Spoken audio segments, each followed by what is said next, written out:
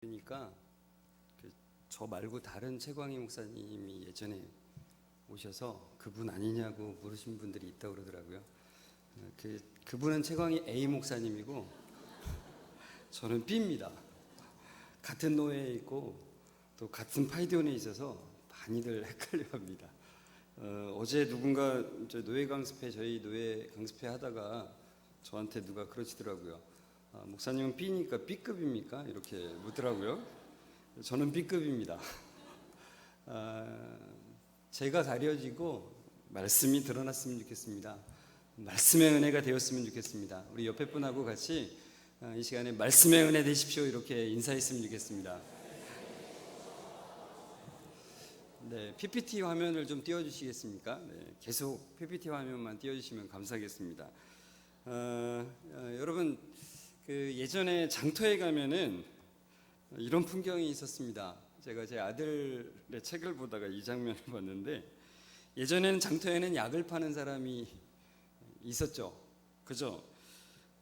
이 약 파는 사람이 발로 북을 이렇게 구르면 뒤에 있는 등에 있는 북이 쿵쿵쿵 쳐지고, 또 원숭이를 데리고 다니는 사람도 있고, 그리고 격파를 해가지고 사람들을 막 끌어모으는 거죠. 막 신기한 거를 많이 보여줘서 그 사람들을 불러 모으는 겁니다. 먼저 이들이 파는 약에는 피부에 바르는 약부터 시작해서 다 듣다 보면은 만병통치약인 약들이죠. 그런데 이 약장수들이 그 당시에 보통 남자들에게 좋다는 약을 팔게 되면 꼭 하는 말이 있습니다. 그 말이 뭘까요? 네, 잘 아시는군요. 애들은 가라였습니다. 이 약으로 말씀드릴 것 같으면 날이면 날마다 오는 게 아니야. 이렇게 하다가 결정적인 순간이 되면 꼭 하는 말이 애들은 가라예요. 제가 그 약장수가 하는 여러 가지 쇼를 이렇게 보다가 너무 좋아가지고 집중하다 갑자기 애들은 가라 하면 제 마음 가운데 그런 생각이 드는 거예요. 왜 애들 무시하지? 똑같이 봤는데, 그러니까 사람이 많이 모이는데 애들이 큰 공헌을 하거든요. 그래서 공헌을 딱 하다가 결정적인 순간에는 애들을 쫓아내는데 정말 배신감이 막 느껴지는 거예요. 그런데 오늘 성경에도 똑같은 현상이 나타납니다. 우리가 읽었던 이 본문에도 사람들이 예수님께서 만져주심을 바라고 어린아이들을 데리고 왔는데 제자들이 꾸짖은 겁니다. 왜 그랬을까요? 그 당시에는 아이들에 대한 관점이 어떤 거냐면은 아이들은 소문을 퍼뜨리는 존재였습니다. 이스라엘도 우리 한국과 비슷하게 체면 문화예요. 그래서 집안에서 있었던 좀 안 좋은 일이라든지 이런 거는 가능한 밖에 그게 전달되는 게 싫은데, 이상하게 아이들은 그런 거 모릅니다. 어제 우리 엄마랑 아빠 엄청 싸웠어요. 이렇게 그게 흉이 안 되게 말하죠. 그러니까 어른들이 무슨 모임을 할 때 아이들은 오지 못하게 하는 그런 전통이 있었다는 겁니다. 그리고 더 중요한 거는 아이들은 좀 미성숙한 존재로 봤어요. 우리가 성경에서 많이 보듯이 오병이어의 기적에 5천 명이라고 하는데, 사실은 거기에 물론 여자분들도 좀 기분 나쁘겠지만 여자와 아이들은 제외를 시키는 거예요. 그러니까 이 사람 취급을 안 하는 거죠. 기분 나쁜 겁니다.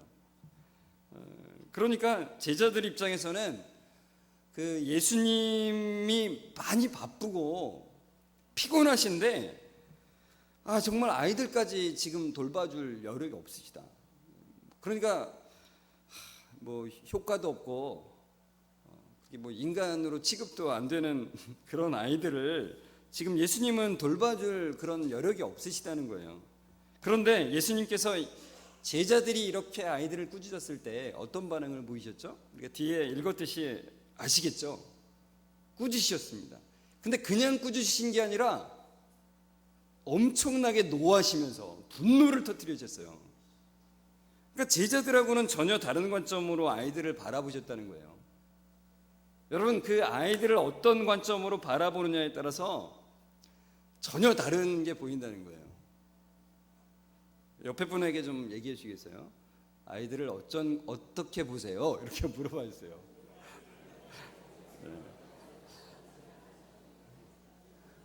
여러분, 우리는 아이들을 물론 예수님의 관점으로 보고 싶은 마음이 있죠.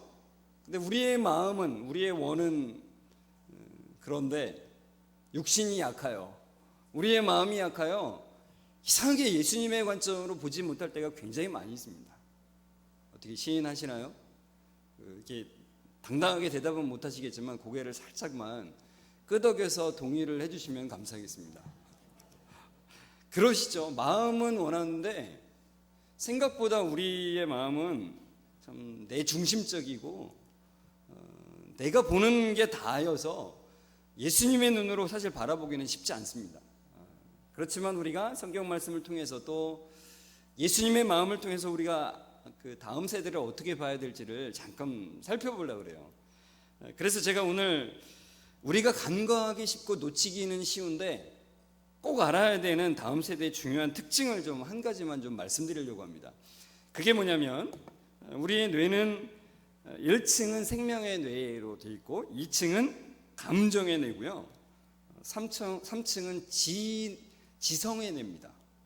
그런데 이 3층은 보통 전두엽이라 그래요. 이성의 뇌죠. 이 전두엽은 완성 시기가 조금 늦어요. 우리가 생각하는 것보다. 대략 한 몇 세 정도에 완성이 될 것 같습니까? 대답을 해주셔야 제가 신이 나서 다음 얘기를 합니다. 몇 살이요? 30살이요? 네, 굉장히 정확하게 알고 계신 분들이 많네요. 네. 다른 데서 보통 말하면은 한 15살이요 이렇게 대답하는데 역시 동국교회는 수준이 높아요. 평균 27세라고 합니다. 근데 저기 보시면 남자가 30세고 여자는 24세잖아요. 여자분들 좋아하시라고 적어놓은 건 아니고 보통 남자가 좀 철이 좀 늦게 드는 이유가 좀 있어요. 그러니까 배려해 주시라고. 남자들이 조금 더 늦습니다. 근데 분명히 저걸 통해서 볼 때 우리가 알 수 있는 게 있어요. 우리가 알고 있는 보통 20세 미만의 아이들은 아직 이 지성적인 능력이, 이성적인 판단의 능력이 완성되려면 멀었다는 거예요. 그러니까 그런 여유를 가지고 바라보셔야 되는데 우리가 생각보다 그러지 않는다 이거죠. 그러니까 아이들은 보통 느끼는 대로 감정적으로 행동하고 결정하기가 매우 쉬운 아이들이라고 하는 것을 상당히 감수하면서 대하셔야 된다는 거예요. 만약에 그렇지 않으면 어떤 현상이 일어나냐면 이런 현상입니다. 3층과 2층에서의 대화가 일어나요. 열심히 어른들은 3층에서 얘기하는데 아이들은 2층에 있어요. 그 소리가 잘 들릴까요? 아니요. 다른 나라 얘기, 외계인이 얘기하는 것처럼 들릴지도 몰라요. 전혀 자기가 생각하는 것과는 다른 어떤 언어로 얘기하는 것처럼 들린다는 거죠. 그러니까 만약에 이것을 대화가 통하게 하려면 어떻게 해야 됩니까? 우리가 그렇죠. 2층으로 내려가야 됩니다. 그 아이들에게 3층으로 올라오라고 하는 것은 무리예요. 2층으로 내려가셔야 돼요. 그러니까 이성적인 판단으로 그 아이들에게 요구하거나 압력을 넣으면 점점 우리 사이에 그 막힌 담은 커져가고 넓어져 가는 겁니다. 그렇기 때문에 우리가 2층으로 내려가서 같이 얘기를 해야 된다는 거죠. 그 마음을 읽어줘야 된다는 거죠. 그래서 저희 좀 집 아이들을 그 예를 들겠습니다. 저는 그 40대에 첫 아이를 낳아서 손자를 키우는 마음으로 아이를 키우고 있어요. 결혼을 좀 늦게 한 데다가 또 결혼하고서도 한참 후에 5년 만에 또 아이를 낳아서 40대 아이를 낳았어요. 그래서 아들 둘을 낳았는데 보통 아들 둘을 낳으면은 목매달이라고 하잖아요. 근데 아들들도 좋아요. 하나님이 주신 은혜죠, 사실. 제 두 아들을 좀 보여드리겠습니다. 어릴 적 사진인데요. 좀 사이가 좋게 보이죠? 네, 설정입니다. 제가 좀 그 큰아이한테 뽀뽀하라고 하고서는 찍었어요. 이 큰아이가 동생이 태어났을 때 달라졌어요. 그 동생을 경계하고 공격하는 거예요. 그러니까 자기 장난감을 동생이 만지기만 하면은 쫓아가서 장난감을 확 뺏는 거죠. 그리고는 절대로 안 주는 거예요. 그러니까 동생은 막 우는데, 그래서 제가 뭐라고 그랬냐면 그때는 그랬죠. 야, 너 지금 장난감 안 가지고 놀잖아. 잠깐 동생 줘도 되잖아. 이렇게 제가 얘기를 했어요. 근데 그 아이가 그게 지금 생각해 보면 전혀 알아들을 수 없는, 그러니까 딴 세상 말이었던 거예요, 그 말이. 근데 저는 그때 그러고 있었던 거죠. 그리고는 어느 날은 동생이 자기를 건드렸다고 동생을 엄마 아빠 안 보는 데서 탁 뒤로 밀쳐가지고 거의 뇌진탕 걸리기 직전까지. 그래서 자지러지게 울고 있는 동생을 보면서 제가 너무나 화가 나서 첫째 아들의 멱살을 잡고, 너도 똑같이 당해볼래? 이렇게 얘기를 했습니다. 근데 지금 생각해보면 그거는 제가 3층에서 얘기한 거고 아이는 2층에 있었던 거죠. 근데 제가 어느 날 인터넷에 이런 글을 봤어요. 제가 적어놨는데 뭐라고 거기 적혀있냐면, 동생이 태어나서 부모의 사랑을 빼앗기는 건 남편이 다른 여자를 집에 데려와 사는 것과 맞먹는 스트레스다. 여자분들이 특히 확 와닿지 않습니까? 이거 얘기해 줬더니 어떤 분은 왜 여자만 그런 예로 들어야 되니요? 뭐 여자도 남자를 뭐 데려와서 뭐 하는 거 예를 들면 안 되냐고 막 그렇게 화내시는 분도 있는데, 아무튼 배우자가 다른 외간 뭐 사람을 데려다가 있는 것과 똑같은 스트레스를 받는다는 거죠.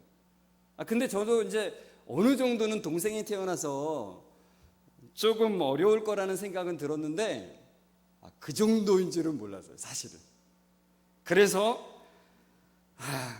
그 아이의 마음을 좀 읽기 시작했어요. 동생이 네 장난감 뺏어가면은 장난감 만지면 속상하지. 네 건데 속상하겠다. 이걸 얘기를 먼저 해주고, 그래서 제가 이렇게 얘기했어요. 야, 네가 10번 만져보고 동생 한 번 만져보게 하면 안 될까? 그러니까 먼저 마음을 읽어준 다음에 행동에 대한 것을 얘기해 주니까 얘가 어떻게 반응했는지 아십니까? 그리고는 그 장난감을 이러는 겁니다. 1번, 2번, 3번 이렇게 10번을 하고 난 다음에 자, 이렇게 하고 주더라는 거죠. 그러니까 자기의 마음을 한번 읽어주고, 그리고 조금 더 이전과는 다른 행동에 대해서 그걸 제시해 줬을 때, 또 그걸 의견을 묻고 찾아갈 때 다른 행동을 보이더라 이거죠. 그래서 제가 경험을 했어요. 그래서 그 다음부터 교회 아이들도 그렇게 조금 더 그 아이의 마음을 읽어주는 게 너무 중요하구나, 이런 생각을 참 많이 들었습니다. 여러분, 감정이 억눌리거나 무시되면서 자라면은 어떤 상태가 되냐면 이런 상태가 됩니다. 좀 익숙한 좀 표정 아닙니까? 전혀 익숙하지 않은 겁니다. 이게 감정의 홍수 상태라고 하는 거는 이제 감정의 압도가 되는 거죠. 감정의 압도가 되는 건 계속해서 감정이 억눌려지고 무시가 되어서 그게 해결되지 않은 게 계속 쌓여가지고, 그렇게 되면은 감정을 조절하는 능력이 없어져요. 그래서 어떤 아이들은 공격적 성향으로 그것이 발휘가 되고요, 어떤 아이들은 도피적 성향으로 숨어버리는 경향을 띠게 된다는 것입니다.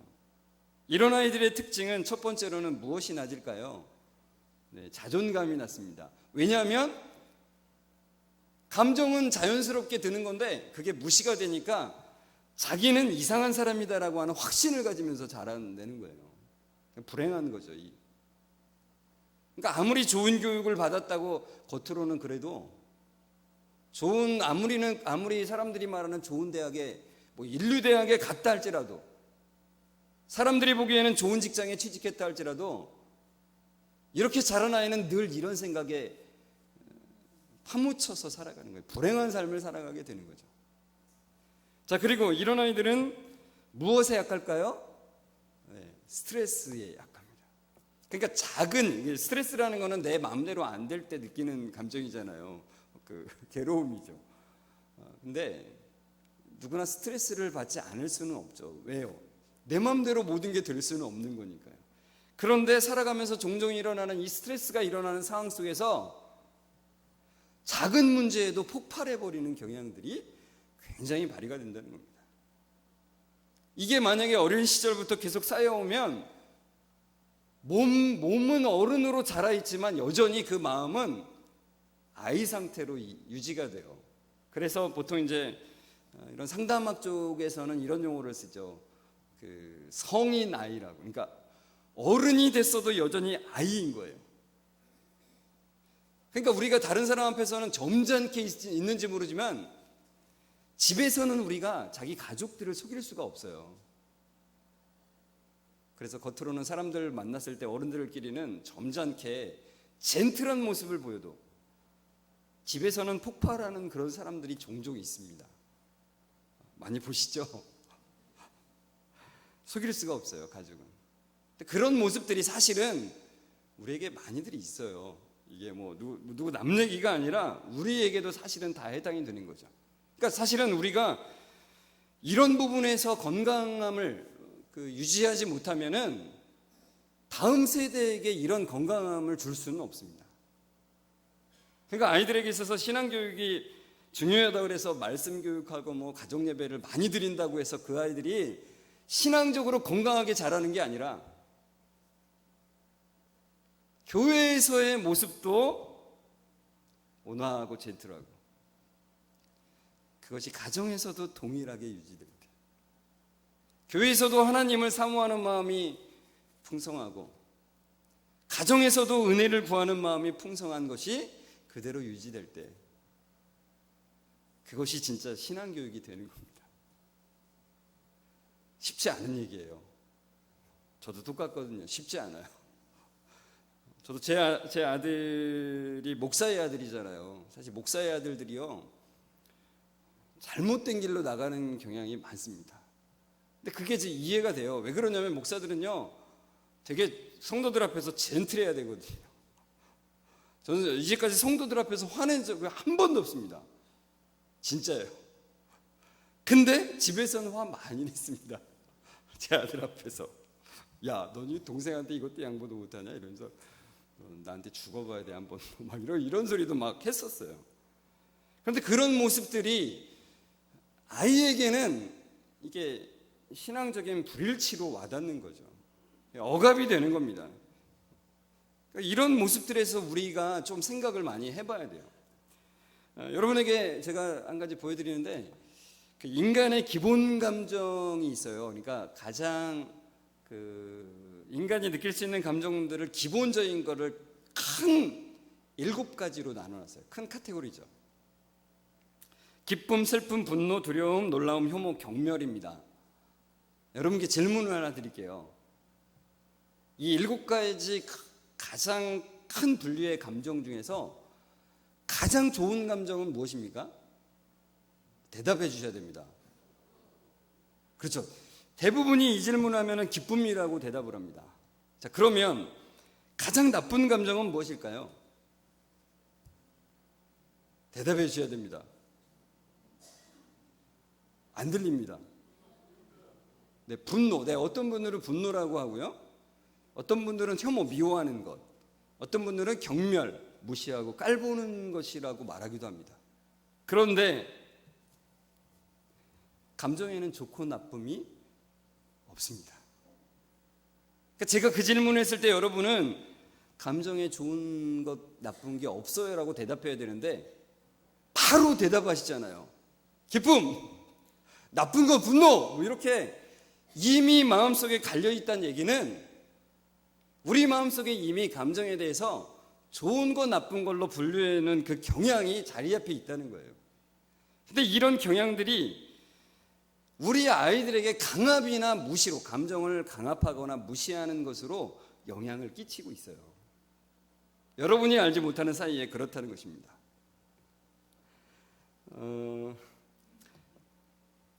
안토니오 다마지오라고 하는 사람이 쓴 책인데요, 데카르트의 에러라고 하는 책입니다. 이 책에 실화로 엘리엇이라고 하는 사람의 그 예화가, 그러니까 실화가 들어있어요. 이 책 안에. 엘리엇이라고 하는 사람은 촉망받는 젊은이였습니다. 그래서 굉장히 스마트하고요, 인간관계가 좋았고, 그리고 똑똑했어요. 그래서 소위 사람들이 말하는 좋은 대학, 좋은 직장에 들어가서 사람들의 기대를 한 몸에 받으면서 살아가고 있었어요. 결혼해서 자녀를 낳고 행복하게 살고 있었습니다. 그런데 어느 날 머리가 아팠습니다. 너무 아파서 타이레놀을 먹는 걸로는 안 돼서 병원에 가서 검사를 받은 거예요. 그랬더니 검사 결과 아까 우리가 봤던 그 뇌에서 1층, 2층, 3층 중에 2층, 변연계라고 하거든요. 2층 감정의 뇌 전체가 종양이 된 거예요. 종양이 생긴 거예요, 거기. 그래서 이게 굉장히 흔치 않은 일이었습니다. 그 변연계 전체가 암이 된 경우 흔치 않아서 의사들이 그 회의를 했습니다. 이 사람 어떻게 해야 되지? 만약에 이걸 다 떼어내면 감정을 거의 느끼지 못할 텐데 어떻게 하냐. 근데 한 의사가 그런 겁니다. 죽는 것보다 낫죠. 그래서 수술을 받았고 수술이 아주 잘 됐습니다. 과연 이 변연계 2층 뇌 감정의 뇌를 다 떼어낸 이 엘리엇이라고 하는 사람은 이제 수술받고 잘 회복이 되었는데 어떤 삶을 살게 되었을까요? 어떤 상태가 되었을까요? 누가 대답해 주시면 정말 좋겠는데. 네? 안 들립니다. 무감각. 감각은 있었습니다. 네, 감사합니다. 기계적이라고 대답을 하셨습니다. 네. 근데 보통은 우리가 이렇게 생각하기 쉽지 않습니까? 제가 이 대답을 기다렸습니다. 보통은 그렇잖아요. 감정을 못 느끼니까 기계적으로 이성은 작동하고 있으니까 기계적으로 일할 것 같은 느낌이 들잖아요, 생각이. 그런데 그렇지 않았다는 겁니다. 어떻게 됐냐면 이 엘리엇이 수술을 받고 난 다음에 회복된 다음에 가장 커다란 특징은 뭐였냐면 아무런 선택을 하지 못하더라는 거였어요. 선택 자체를 할 수가 없어요. 아무것도. 그래서 자기가 회사를 갈 수도 없고 뭐 사표를 낼 수도 없어요. 결정 자체를 못하니까. 그래서 그냥 국가의 보호를 받는 무능한 상태로 살아가는 사람이 되었다는 것입니다. 나중에는 모르겠어요. 뇌가 좀 더 회복이 되어서 조금 달라졌는지 모르겠지만 수술을 받고 회복되어서에 나타난 증상은 그거였습니다. 한동안 그렇게 살았대요. 근데 여러분, 이 이야기는 우리에게 굉장히 중요한 시사점을 줘요. 왜요? 저 책 제목이 뭐예요? 데카르트의 에러잖아요. 데카르트는 뭘 말한 사람입니까? 그렇죠. 이성을 강조한 거예요. 나는 생각한다, 고로 존재한다는 말을 했죠. 이성. 감정은 이성을 방해한다라고 봤습니다, 데카르트는. 그러나 그렇지 않다는 게 이 엘리엇의 예를 통해서 밝혀졌다는 거죠. 여러분, 감정은 하나님께서 우리에게 주신 굉장히 귀한 선물이에요. 바로 하나님께서 우리에게 인격자로서 인격을 발휘하는 데 있어서 핵심 요소라는 거예요. 그러니까 감정이 없으면 결정을 못하고 다른 사람들과 인격적인 교제를 할 수가 없어요. 어떠한 결정도 할 수 없고 어떠한 일도 제대로 추진해 나갈 수가 없는 거라 이거예요. 그러니까 여러분, 감정은 굉장히 소중한 거예요. 여러분, 제가 아까 말씀드렸잖아요. 그 감정에는 좋고 나쁨이 없다 그랬잖아요. 성경은 뭐라고 말할까요? 여러분, 성경에서 제가 질문을 드려볼게요. 성경에 우리에게 기뻐하라고 하나요? 슬퍼하라고 하나요? 자, 기뻐하라고 했다는 분의 손 좀 들어주시기 바랍니다. 기뻐하라고 했다. 네, 내려주시죠. 슬퍼하라고 했다. 네, 감사합니다. 눈치가 빠른 분은 이럴 때 이렇게 드셔야 되는 겁니다. 무슨 말인지 아시겠습니까? 기뻐하라는 말도 있고 슬퍼하라는 말도 있습니다. 기뻐하는 자와 함께 웃고 슬퍼하는 자와 함께 울라라고 우리에게 말씀하셨고요. 하나님 앞에 가증한 것을 보고 탄식하며 우는 자의 이마에 표를 하라고서 그 사람을 구원하셨어요. 에스겔서 9장에. 그러니까 너희는 하나님 앞에 가증한 것, 하나님 앞에 악한 것을 보고 탄식하며 울라라고 우리에게 명령하셨다고요. 울어야 됩니다. 슬퍼해야 돼요. 우리는 악한 것을 보고서. 여러분, 우리에게 미워하라고 하셨습니까? 미워하지 말라고 하셨습니까? 이렇게 드셔야 돼요. 악한 것을 보고 미워해야 됩니다. 그게 바로 하나님을 믿는 사람의 정당한 표현이에요. 여러분, 두려워하라고 했습니까? 두려워하지 말라고 했습니까?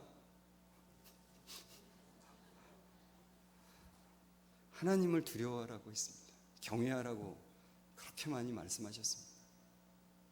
그리고 하나님 안에서 헛된 것을 두려워하지 말라고 그렇게 말씀하신 거예요. 그러니까 다 있어요. 성경에는 다 있는 거예요. 그러니까 감정을 하나님께서는 굉장히 소중하게 생각하시고 그것을 정당하게 표현하고 하나님 안에서 그것을 표현하고 그것을 사용하도록 우리에게 명령하신 거예요. 그러니까 감정은 매우 중요한 거죠.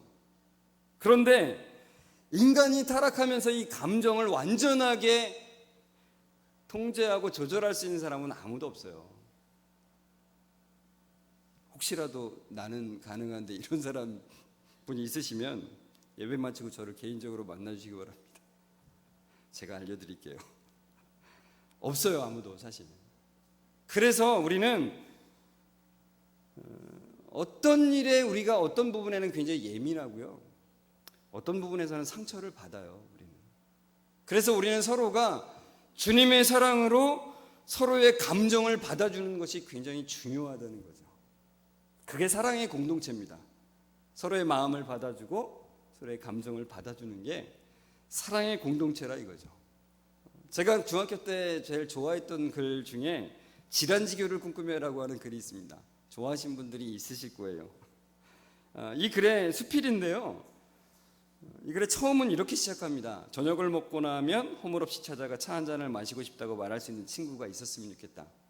그래서 이런 자기가 원하는 친구상을 쭉 적어나가는데 중간 부분에 이런 글이 있어요. 때로 약간의 변덕과 신경질을 부려도 그것이 애교로 통할 수 있을 정도면 괜찮고 나의 변덕과 괜한 흥분에도 적절히 맞장구를 쳐주고 나서 얼마의 시간이 흘러 내가 평온해지거든 부드럽고 세련된 표현으로 충고를 아끼지 않았으면 좋겠다.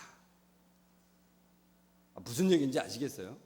내가 화났을 때는 적절하게 맞장구를 쳐주고 내 화가 가라앉았을 때는 아주 멋지고 세련되게 부드럽게 내 상처가 안 되게 딱 충고를 해주는 그런 친구가 있었으면 좋겠다는 거죠. 그래서 옆 사람에게 이렇게 물어봐 주세요. 이런 친구 있어요? 이렇게 좀 물어봐 주세요.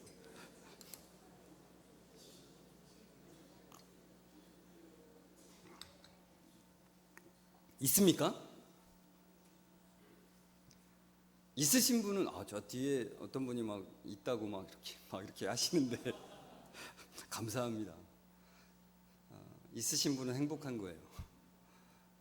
좋은 거예요. 근데 가장 좋은 친구는 사실은 배우자예요.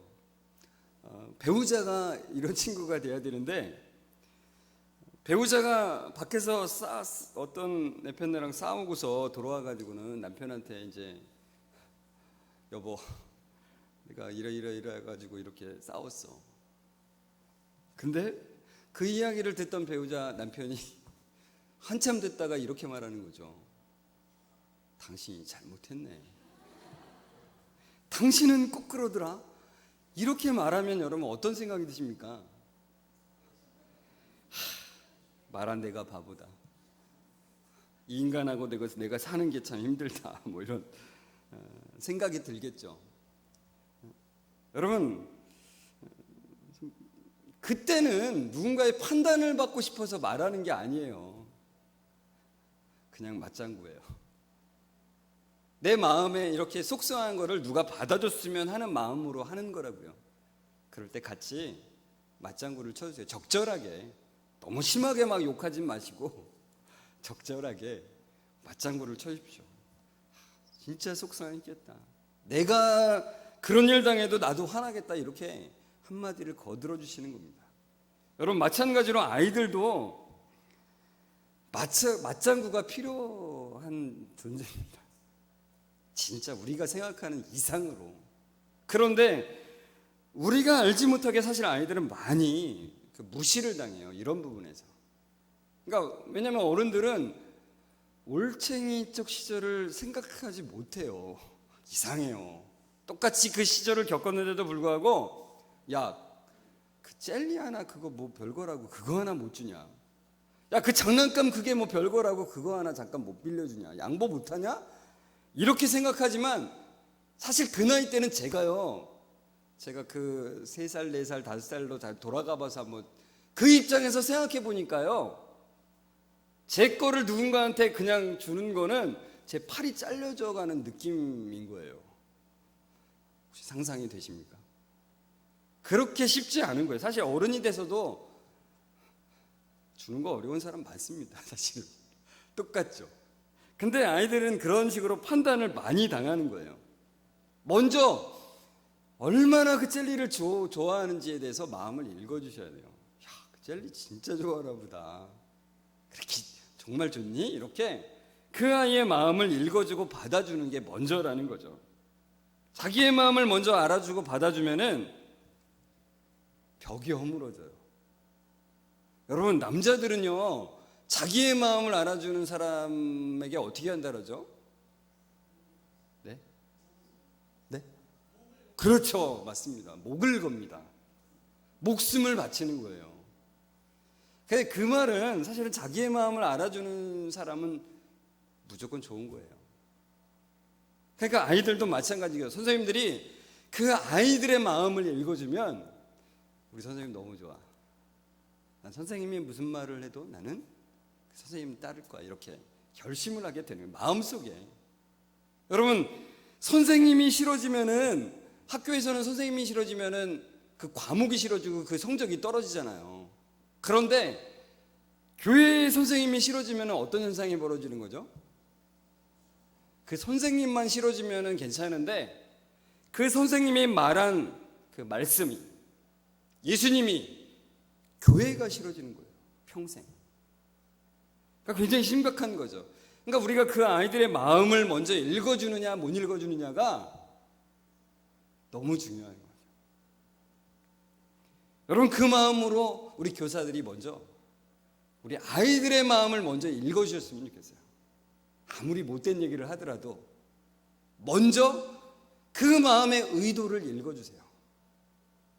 그러면 그 아이들이 선생님은 내 마음을 알아주는구나.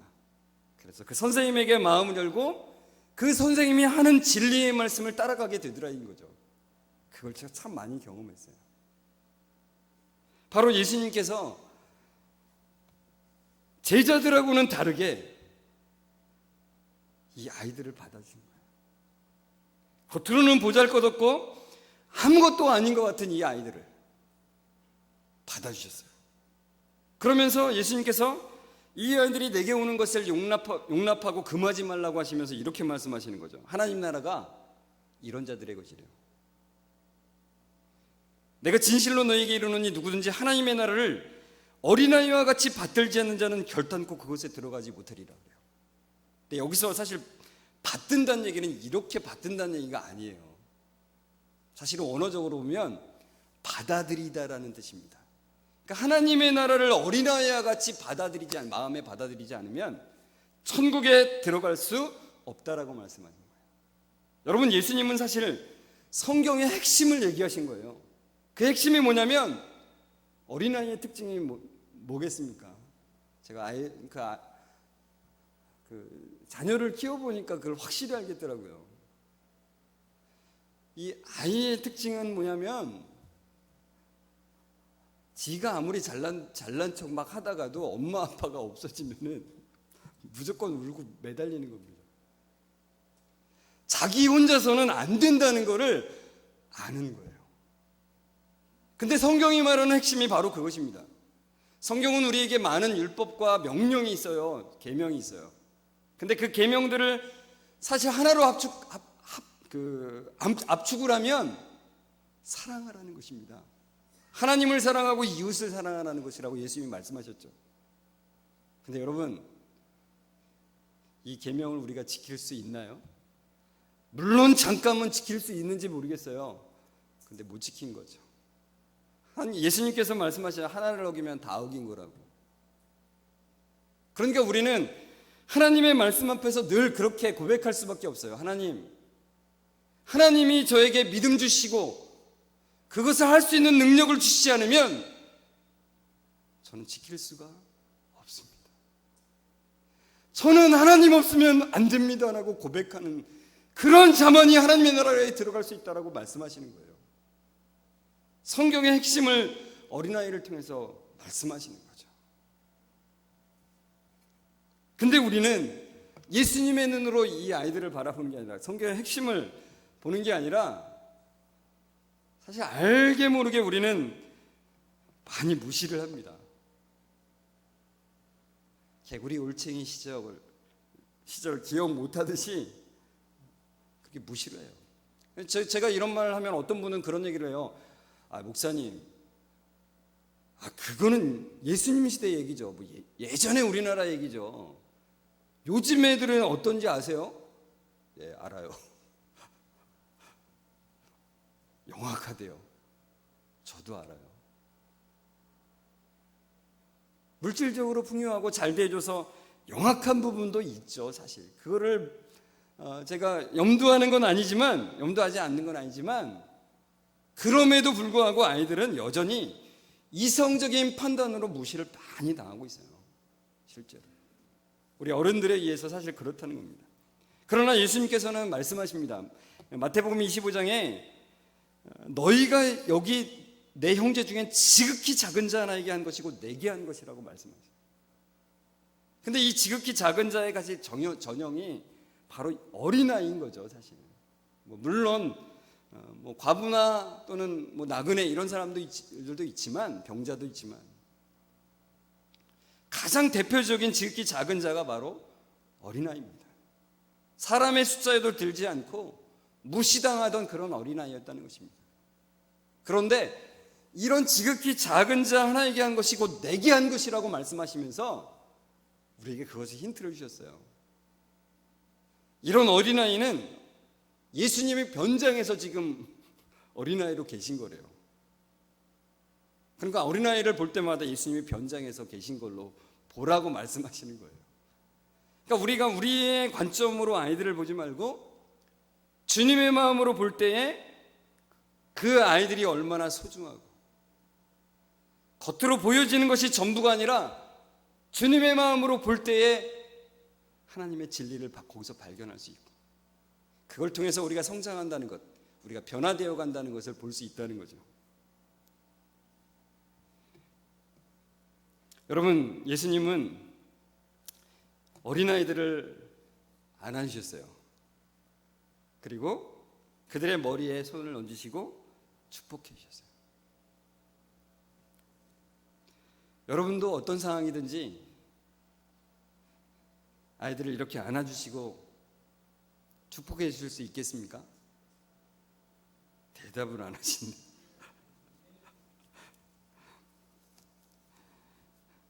쉽지는 않습니다, 사실. 대답하기가 어렵습니다. 말이 쉽죠. 그죠? 만약에 여러분의 자녀가 여러분하고 이야기하다가 갑자기 화를 확 내면서 자기 방으로 들어가면서 발로 방문을 빵 하고 차고 다시 그 방문을 손으로 꽝 하고 닫고 들어갔다고 생각해 보십시오. 그때 여러분 마음속에 우리 아이가 많이 화가 났구나. 얼마나 화가 났으면 문을 저렇게 발로 차고 꽝 닫냐. 이렇게 말하고 생각하기는 어디 하실 수 있겠습니까? 그래서 걔를 불러서 네가 얼마나 화났길래 그랬니? 이렇게 얘기하기가 쉽지 않죠. 그죠? 쉽지 않습니다.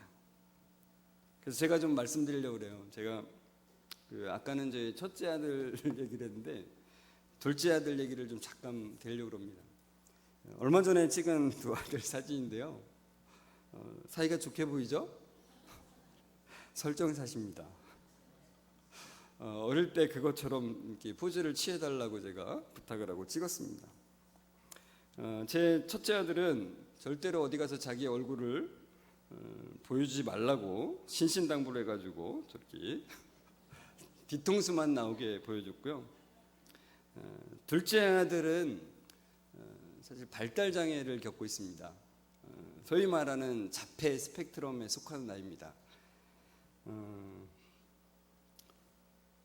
이런 아이들의 특징은 어떤 감각은 굉장히 예민하고 어떤 감각은 되게 무뎌요. 그리고 특정 행동을 반복을 합니다. 되게 부모의 마음을 안타깝게 합니다. 그럴 때. 그 다음에 말을 주고받는 게 아니라 누가 말을 하면 그 말을 그냥 따라만 해요. 이걸 반향어라고 하는데, 그러니까 이게 소통이 잘 안 되죠. 특히 되게 안 되는 게 바로 제가 오늘 말씀드렸던 이 감정 조절이 거의 안 됩니다. 그래서 자기가 하는 일이 딱 제지를 당하면은 바로 폭발해 버립니다. 그래서 저희 집에 그 거실의 바닥은 굉장히 많이 상처들이 많이 나 있습니다. 많은 물건들이 떨어지고 깨졌습니다.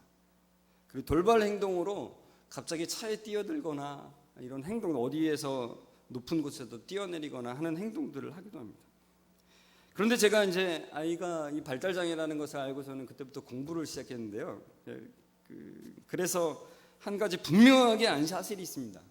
그것은 이런 아이들이 뭔가를 하려고 할 때 막기만 하면 또는 혼내기만 하면은 그게 고정화되어 간다는 거예요. 그래서 그거를 무조건 막거나 혼을 내서 때려서 그거를 저지시켜서는 안 되는 거예요, 사실. 근데 쉬운 게 아니에요. 왜냐하면 위험한 일이 있을 때 그거를 막지 않을 길이 없잖아요. 그럼 얘가 또 하는데 그럴 때는 제 마음에도 그냥 막 너무나 속이 상해서 어떻게 할 수가 없어요. 그럴 때 그 아이를 그냥 꽉 안는 겁니다. 그래서 주님께 먼저 사실은 기도도 안 나와서 심호흡을 먼저 합니다. 심호흡 하고 나서 기도를 하죠. 하나님, 제 힘으로는 도저히 이것을 할 수가 없습니다. 주님, 제 마음으로는 이것을 다 받아들일 수가 없습니다. 제가 어떻게 할 수가 없습니다. 그래서 주님의 은혜를 구할 수밖에 없습니다. 주님을 붙들 수밖에 없습니다. 이렇게 기도하고 나면 주님께서 힘을 주세요. 만약에 거기서 제가 분노를 터뜨려버리면 이 아이는 그렇게 고정이 되어 가니까 주님의 도우심을 구할 수밖에 없더라고요.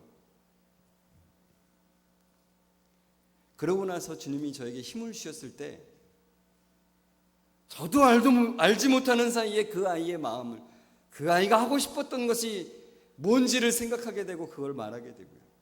그 아이가 하고 싶은 것을 어떻게든 위험하지는 않는 방향으로 해서 그걸 하도록 돕는 저를 발견하게 되는 거예요.